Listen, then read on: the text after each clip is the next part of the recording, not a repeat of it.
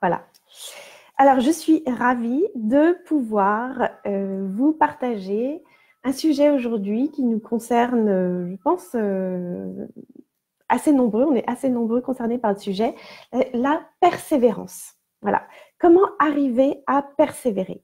Parce que passer à l'action, c'est une chose, hein, mais savoir vraiment persévérer au long cours, ça, c'est autre chose. Et je pense que nous sommes assez nombreux à avoir du mal à persévérer dans notre vie, ou au moins dans certains domaines où là, on a plus de mal. Donc aujourd'hui, je voudrais vous parler de la persévérance. Donc je suis Aude Devater, thérapeute, formatrice et coach de vie, et vous me retrouvez donc sur mon blog Aller à l'essentiel, sur ma chaîne YouTube, mon compte Instagram, la page Facebook Aller à l'essentiel, etc. Donc n'hésitez pas à vous abonner à ma chaîne YouTube si ce n'est pas déjà fait. Et télécharger mon guide gratuit sur mon blog Aller à l'essentiel pour une vie plus sereine. Et donc aujourd'hui, je vais vous partager quelques réflexions sur le fait de persévérer. Et restez bien à l'écoute parce que j'aime bien aller à contre-courant.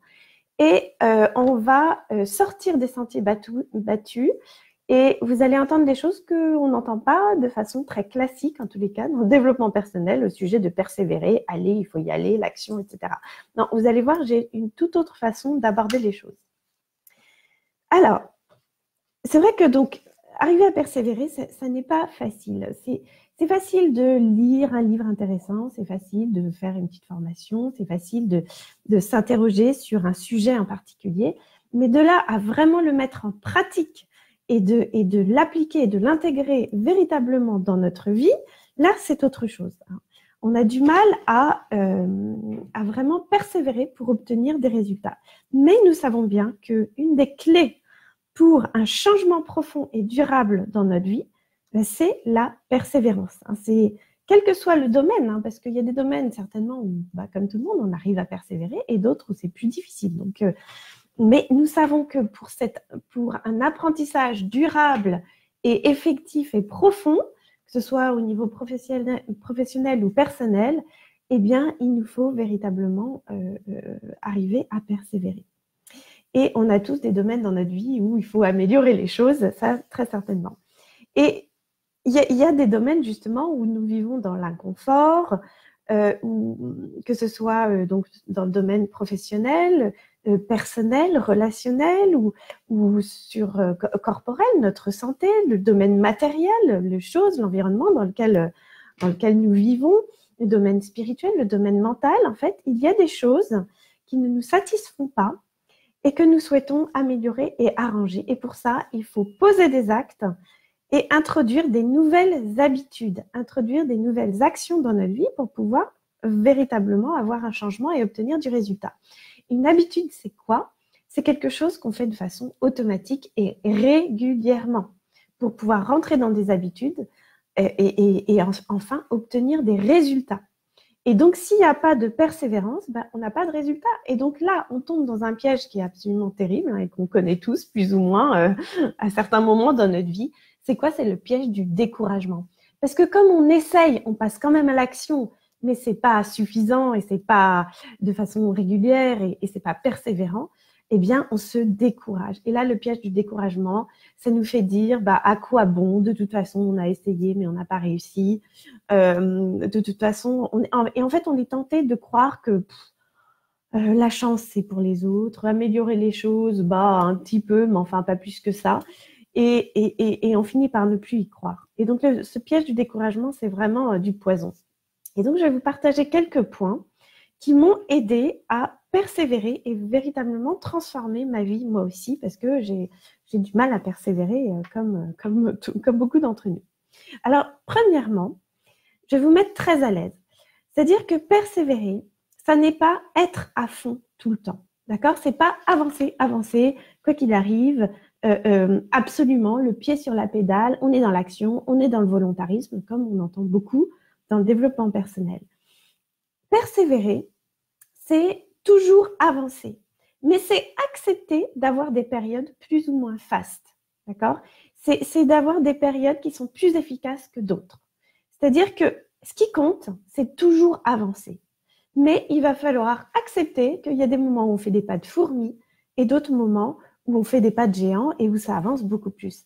Mais ça, c'est la vie avec ses hauts et ses bas.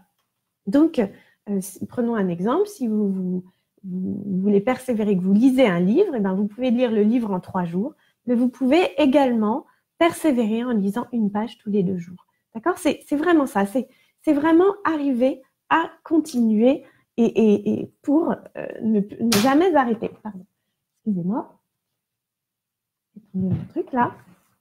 Donc voilà, c'est vraiment toujours avancer. C'est ça qui est important. C'est vraiment ne pas être dans cette attitude volontariste où on nous fait croire que si vous voulez y arriver, les gars, il faut y aller, allez à l'action, make it happen, comme disent les Américains.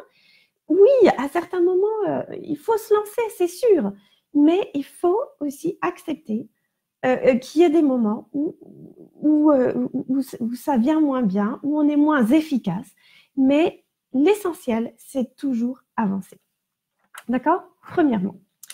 Ensuite, deuxièmement, il faut être dans une logique d'amélioration intelligente. Ça, c'est très important. C'est-à-dire qu'il ne s'agit pas de persévérer coûte que coûte avec le même schéma et y aller un peu comme une tête de mule, obstinément. Voilà, il s'agit de persévérer intelligemment. C'est tout autre chose. C'est-à-dire que, par exemple, je vais prendre un exemple très concret, si vous voulez persévérer et faire du sport, il ne s'agit pas de faire votre sport coûte que coûte et toujours le même, tous les jours à la même heure, au même moment, alors qu'en réalité, notre vie change, les saisons changent, notre forme physique change. Si vous êtes malade, vous n'avez pas à faire du sport de la même manière qu'en plein été, qu'en plein hiver. Enfin, il s'agit de s'adapter et de persévérer dans un domaine, mais se permettre que notre persévérance prenne plusieurs formes. C'est vraiment ça que j'appelle persévérer de manière intelligente. D'accord? Par exemple, alors, souvent, dans le développement personnel, est cité l'exemple du monsieur dont je me souviens même plus de son nom, mais celui qui a fondé les restaurants KFC. C'est américain, KFC, Kentucky Fried Chicken, et donc qui a proposé sa recette de poulet à plus de 1000 restaurants. Et donc, on donne ça dans le développement personnel comme exemple pour dire, les gars, si vous voulez un résultat, il faut faire comme ce monsieur-là qui, lui, au bout de 1000 fois, au bout de 1000 refus, il a continué quand même, coûte que coûte, à partir à la conquête de l'Amérique avec sa recette dans le coffre et à démarcher plus de 1000 restaurants pour que sa recette marche. Et moi, je voudrais vous dire quelque chose à propos de ça. C'est que ce gars-là, c'est pas qu'il a persévéré de façon obstinée. Et c'est ça qu'on ne vous dit pas dans le domaine personnel. C'est qu'on vous dit qu'en fait, on met en avant ce volontarisme, cette obstination. Il y est allé et il ne s'est pas découragé. D'abord, on ne sait pas s'il s'est découragé. Il y a certainement eu des moments où il en a eu ras-le-bol, soyons honnêtes. Quand au bout de 500 fois, on vous dit non, je suis sûre qu'il y a des moments où voilà, ça n'a peut-être pas été facile, premièrement. Deuxièmement, en fait, c'est pas tellement qu'il est allé coûte que coûte avec du volontarisme. C'est qu'en fait, au fond de lui, il avait un rêve et qu'il sentait que ça allait le faire. Il sentait que sa recette avait du sens. Il sentait qu'il y avait quelque chose au bout du tunnel qui était juste pour lui. Et c'est pas tellement une obstination et un volontarisme qui a fait qu'il a avancé là comme ça coûte que coûte. Peut-être que certains jours, oui, c'est ça qui l'a motivé pour avancer sur la route. Mais c'est que au fond de lui, il y avait quelque chose beaucoup plus fort, beaucoup plus puissant et beaucoup plus aligné. Et c'est ça que je veux vous dire. C'est-à-dire que il s'agit de persévérer de façon intelligente, ça c'est sûr. Mais il s'agit de discerner la différence entre le volontarisme, qui est très poussif et qui vient peut-être aussi d'un endroit intérieur poussé par la peur. Il faut absolument que j'y arrive pour prouver, ou absolument que j'y arrive, sinon qu'est-ce qui va se passer? Ou peut-être que je ne suis pas à la hauteur. Donc là, on agit quelque part de façon très poussive et d'un endroit de peur. et ce qui est tout à fait différent d'agir d'un endroit où on sent que les choses sont justes, d'agir d'un endroit où on sent que nous sommes alignés, où nous avons quelque chose à contribuer avec le monde, quelque chose à donner. Il y a quelque chose en nous qui nous pousse, qui nous fait vibrer. Vous voyez, c'est complètement différent, ça. Je vais vous donner un autre exemple, parce que je m'occupe de beaucoup de personnes qui sont en transition professionnelle, et donc des cadres qui cherchent du travail. Et très souvent, le piège, c'est d'envoyer son CV à tire-larigot à toutes les entreprises possibles et imaginables de façon systématique et automatique pour pouvoir maximiser ses chances d'obtenir des rendez-vous et des entretiens pour pouvoir rentrer dans une entreprise et trouver du travail. Mais quand on obéit à des concepts comme ça, qui sont plus de l'ordre de la logique et du mental, logiquement, bah, si je démarche 500 entreprises, logiquement, je devrais avoir une plus grande chance d'avoir des contacts que si j'en démarche que 10. Mais là, dans cette démarche-là, on est plus dans une démarche de peur.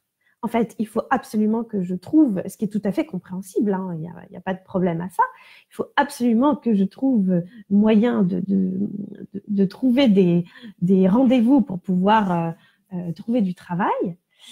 Mais en fait, c'est parfois beaucoup moins intéressant et beaucoup moins efficace que d'agir de façon ressentie, sentie, alignée, avec du sens, du flair quelque part, vraiment ouvrir son être à son flair et à son cœur, et à se dire, ben, je sens que telle entreprise m'intéresse profondément, je sens que telle entreprise m'attire, je ne sais pas très bien pour quelle raison, mais j'aime bien cet état d'esprit, il y a une dynamique qui m'attire, etc., pour pouvoir lancer son CV. Et là, on obtient des réponses. C'est de cette manière-là qu'il faut creuser notre persévérance et pas y aller d'un endroit de peur, de mental et de doute. Mais effectivement, peut-être que ça ne veut pas dire qu'il ne faut pas lancer son CV à une centaine d'entreprises si ça nous semble juste, même de façon automatique. En fait, vraiment, c'est agir, toujours agir dans la justesse. En fait, c'est ça que je veux vous faire toucher du doigt. Et donc, vraiment, c'est agir dans la persévérance, dans la justesse, et non pas dans quelque chose qui est poussif, agir par la peur, agir par le doute, et agir pour prouver coûte que coûte. Voilà, ça c'est forcer les choses. D'accord ? Donc ça m'amène à mon troisième point, c'est que quand on a du mal à persévérer, c'est que peut-être que notre but n'est finalement pas le bon but. Peut-être que on ne poursuit pas le bon but. Est-ce que notre but a véritablement un sens profond pour nous? Donc, c'est vraiment se reposer la question de savoir si notre but nous fait véritablement vibrer. Est-ce que c'est notre mental qui se met en travers de la route et qui nous dit c'est bien de faire ça et allez, il faut que je le fasse?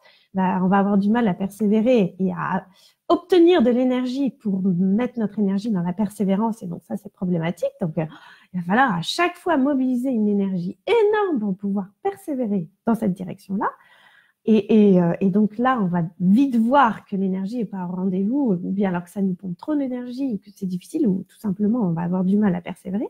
Donc ça, ce sont des signaux qui vont nous indiquer que peut-être qu'on est en train de poursuivre quelque chose qui est plus de l'ordre de notre mental, du « il faut », ce serait bien que, mais pas quelque chose qui vient de notre intériorité la plus profonde et enfin, qui a le plus de sens, qui vient de la nécessité de notre raison d'être. C'est ça que j'ai écrit. De notre cœur, en fait. Est-ce que c'est vraiment une nécessité de notre raison d'être? Parce que quand il y a vraiment cette nécessité de déployer nos ailes, cette nécessité d'être vraiment sur notre chemin de vie de façon alignée, eh bien là, l'énergie est là et on a beaucoup plus de facilité quand même à se mettre dans une persévérance. Donc voilà, quand on a du mal à persévérer, on peut se poser la question de savoir est-ce qu'on poursuit le bon but. D'accord? Donc ça, c'est le troisième point. Alors écoutez bien parce que mon cinquième point est quand même très, très important. Donc, mais entre-temps, quatrième point, souvent quand on a du mal à persévérer, c'est que tout simplement, on manque de clarté. Moi, je le vois bien. Quand j'ai du mal à me mettre à l'action et à persévérer et de faire ça de manière régulière, c'est qu'en fait, je suis dans le flou. Je ne sais pas trop dans quelle direction aller. Je suis un peu perdue. En fait, je ne sais pas. D'accord? Mais ça peut être dans n'importe quel domaine. Ça peut être dans des façons de s'organiser concrètement au jour le jour, ou bien alors ça peut être dans des domaines beaucoup plus larges, professionnels, personnels, dans les relations ou avec nos enfants. Quelquefois, en fait, on n'a pas notre fil conducteur. On manque de clarté. Et du coup, comme on manque de clarté et qu'on ne sait pas trop, bah, c'est plus facile de suivre ce qu'on a toujours fait, des schémas tout faits, des automatismes qu'on a toujours subis mais qui ne sont pas réellement choisis, et que de véritablement persévérer pour quelque chose qui a du sens. Donc, il s'agit de clarifier tout ça. Voilà, et de se dire, bon, bah, où est-ce que je vais aujourd'hui? Où est-ce que je veux aller cette semaine? Est-ce que ça a du sens? Et de quelle manière?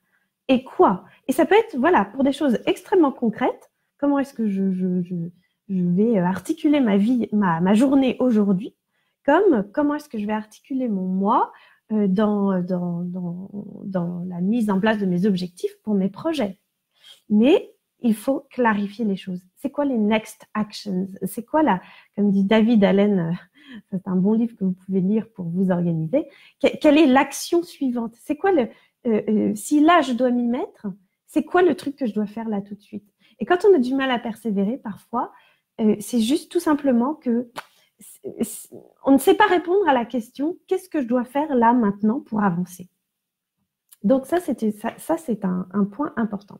Cinquièmement, et ça c'est vraiment très intéressant, et ça c'est quelque chose qu'on ne voit pas partout et qui est, à mon avis, fondamental et qui peut venir débloquer une situation où on a du mal à persévérer. Dans persévérer, il y a le mot persévère. C'est intéressant parce qu'en réalité, quand on a du mal à persévérer, qu'est-ce que ça nous signifie? Persévère. Ça veut dire que peut-être qu'on a eu un père très sévère ou qu'on a eu un père absent. Parce que qu'est-ce que c'est en fait le fait de persévérer? Persévérer, c'est poser des actions jour après jour, semaine après semaine. D'accord? C'est passer à l'action.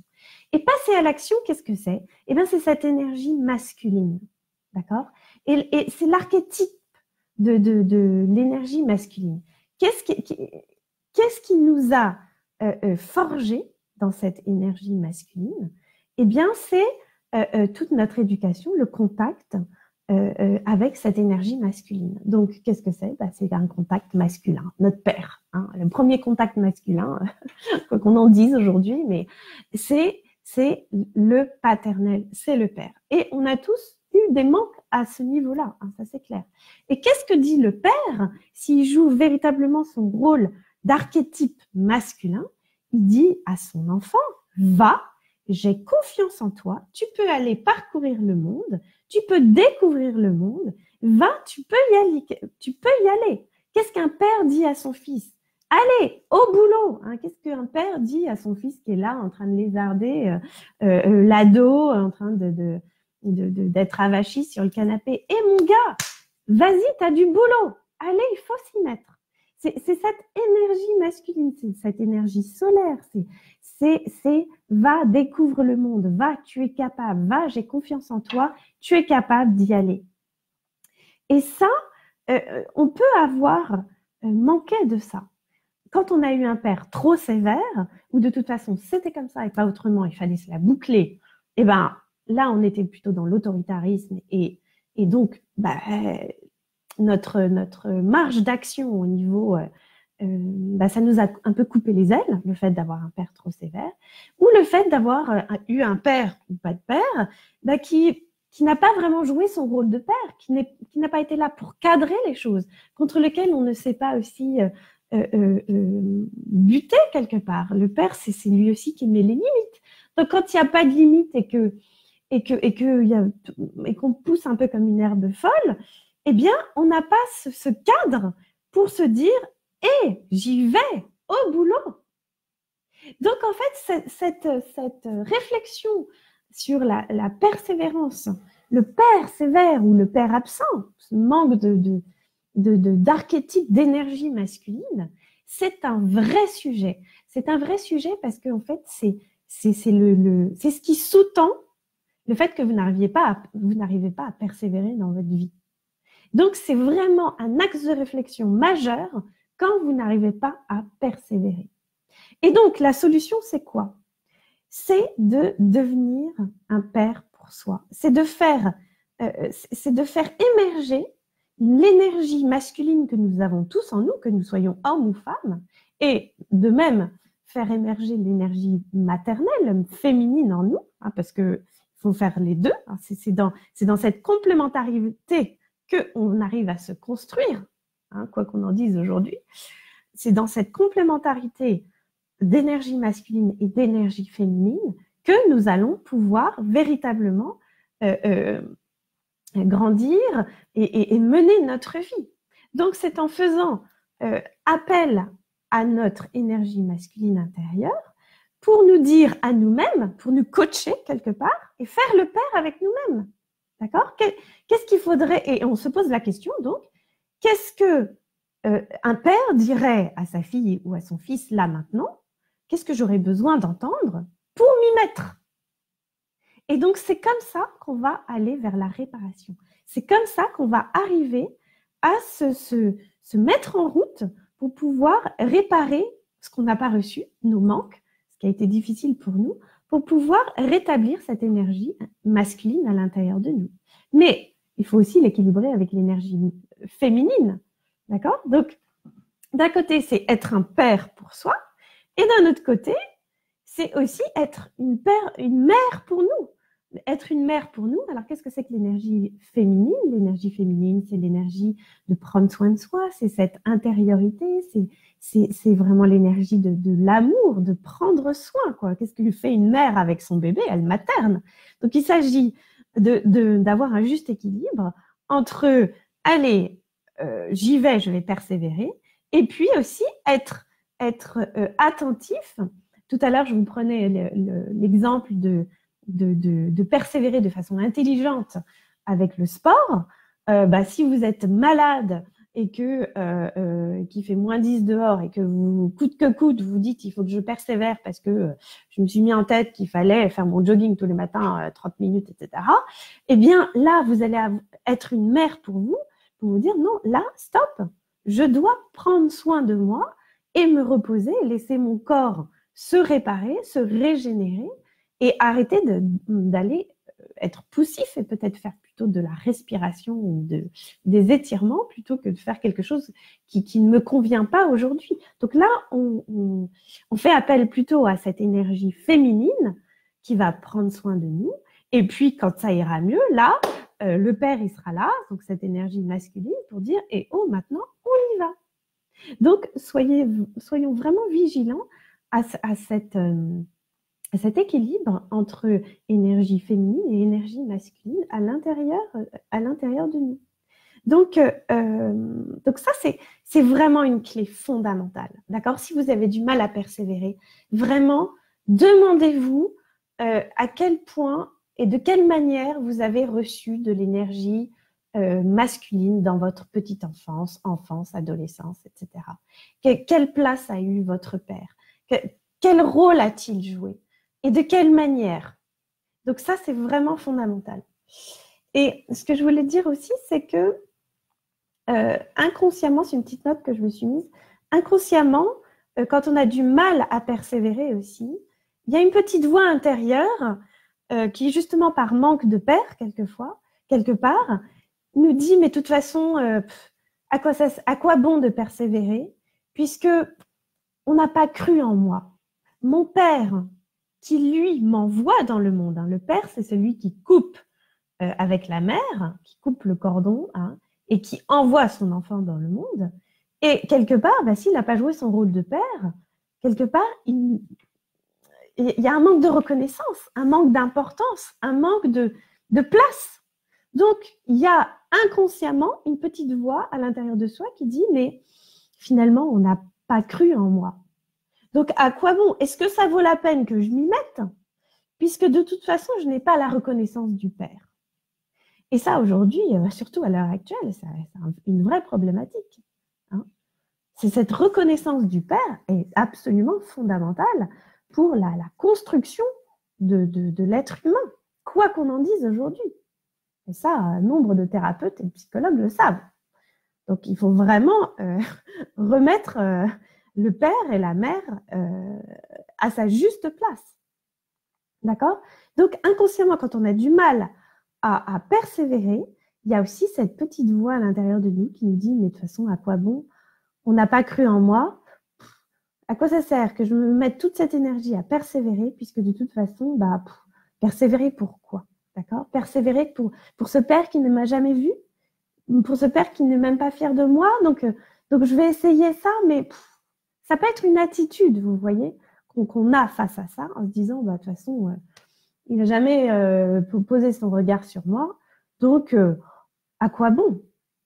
D'un autre côté, il y a aussi ceux qui vont se tuer à la tâche, donc qui, eux, vont persévérer comme des fous et aller jusqu'au burn-out pour avoir cette reconnaissance, supplier cette reconnaissance coûte que coûte, mais qui font ça aussi d'une autre façon, mais qui n'est pas juste non plus. Donc, eux, ils vont s'user à la tâche, aller vers le burn-out, aller vers voilà, trop d'épuisement psychologique et physique, par exemple. Mais c'est la même conséquence. Disons que c'est une autre conséquence du même problème, du manque de reconnaissance paternelle et maternelle. Donc ça, c'est vraiment un point important.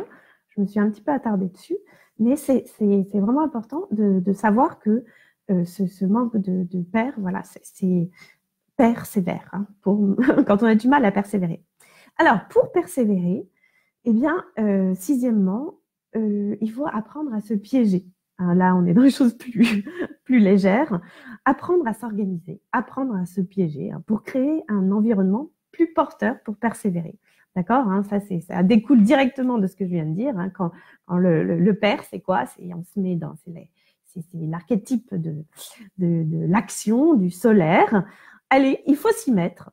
Et ben, quand on veut s'y mettre, et ben, on s'en donne les moyens, on s'organise, on se piège, on fait des listes, on met des alarmes sur son téléphone, on se balade avec, je sais pas, un livre dans son sac pour pas être pris de court, on s'inscrit, on y va, on se met dans l'action. Donc, il faut apprendre à s'organiser. Sixièmement, d'accord? Et septièmement, pour donc persévérer, c'est prendre tous les jours quelques minutes, seul à seul, du temps pour soi. C'est fondamental, ça. Je le dis à peu près, c'est un point qui est valable pour tous les sujets.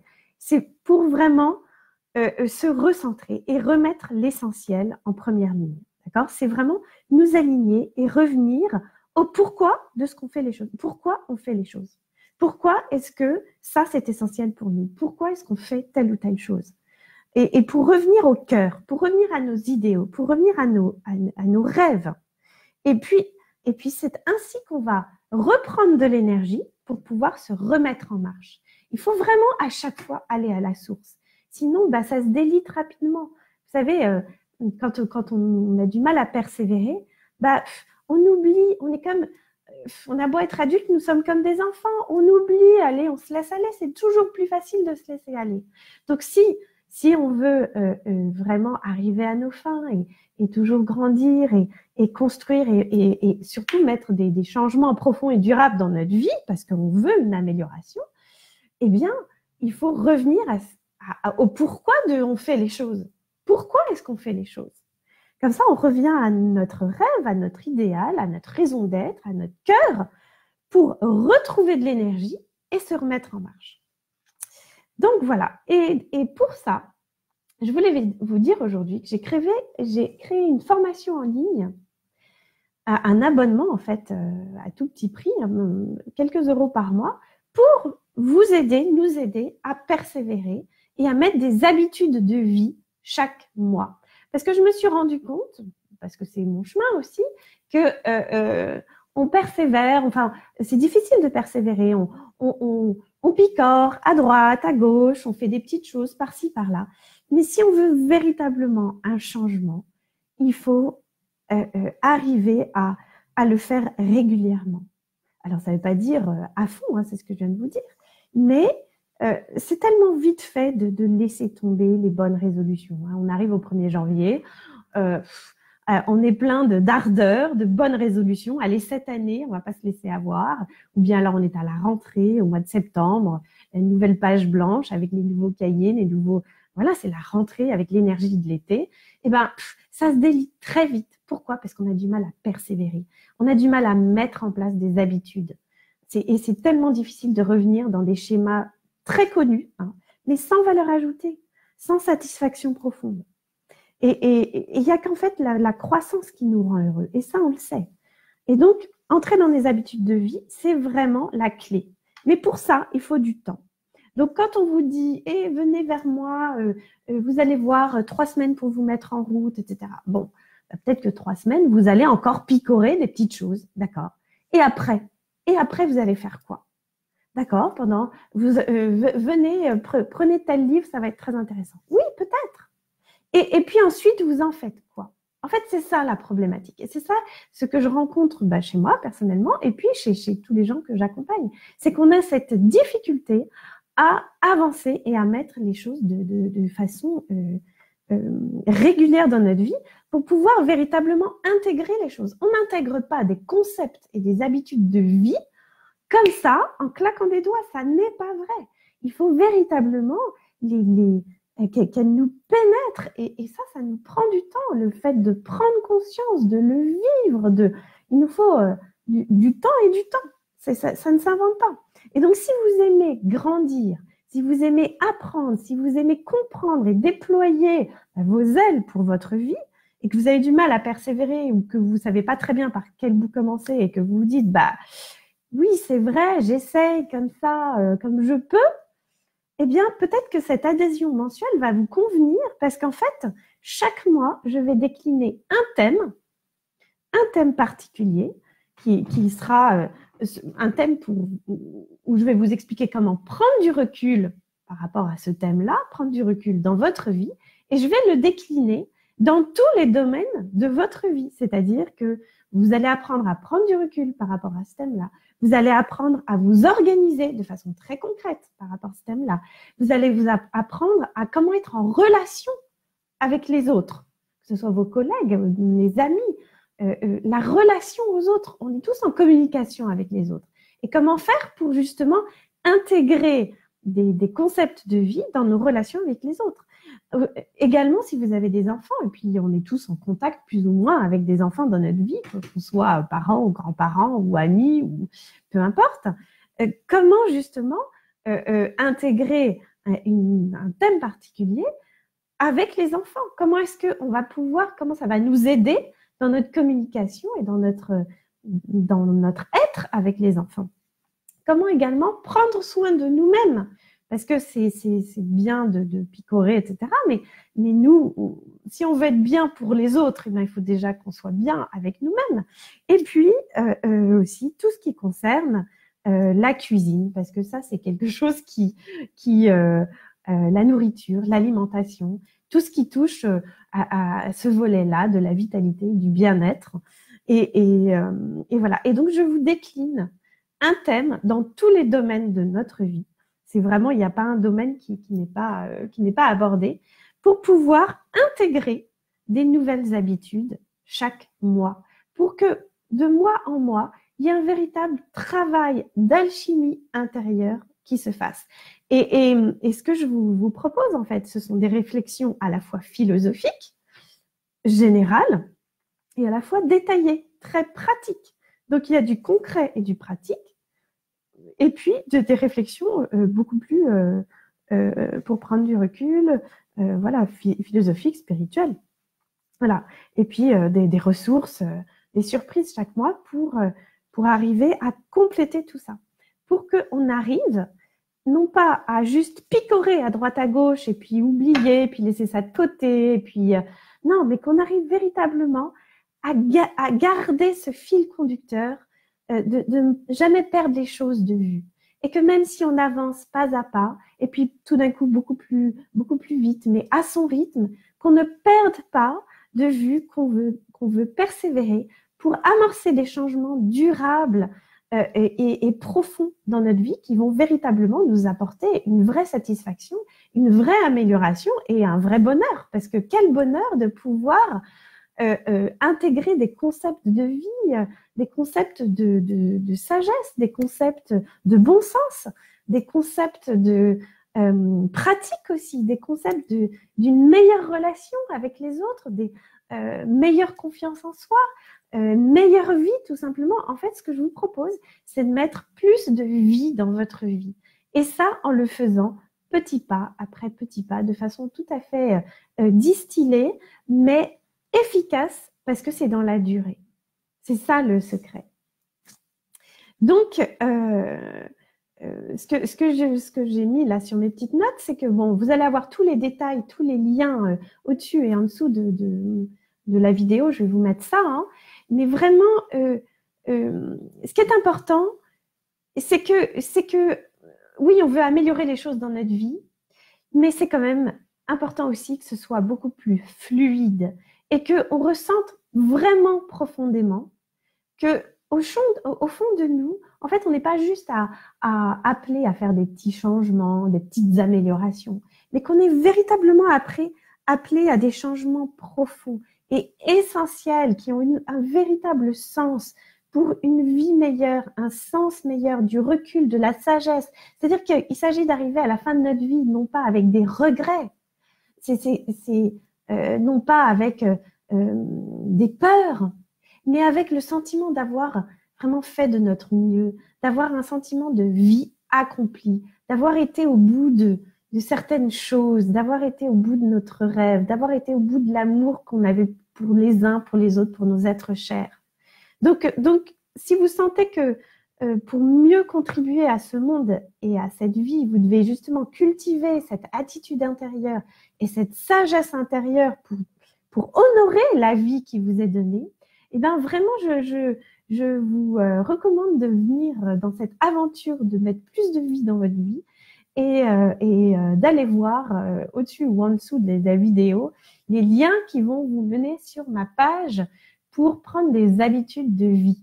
Parce que vous savez, le gland, il est destiné à devenir un chêne. J'aime bien cette métaphore, elle est très belle. Eh bien, nous ne sommes pas juste des êtres humains là comme ça à faire métro, boulot, dodo, non. En fait, nous sommes appelés véritablement à déployer nos ailes, à développer notre être et à aller à l'essentiel dans notre vie. Donc voilà pour cette vidéo un petit peu longue, je vous l'accorde, mais je pense que c'était important d'aller au bout de certains concepts pour apprendre à persévérer.